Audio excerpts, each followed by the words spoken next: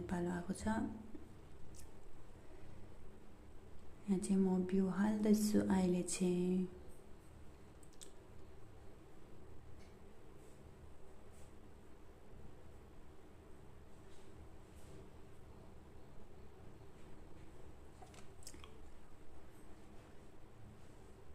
अब बिउ हालेपछि चाहिँ यसलाई पुर्नु पर्ने हुन्छ, त्यही भएर चाहिँ यहाँनिर म पुर्दैछु।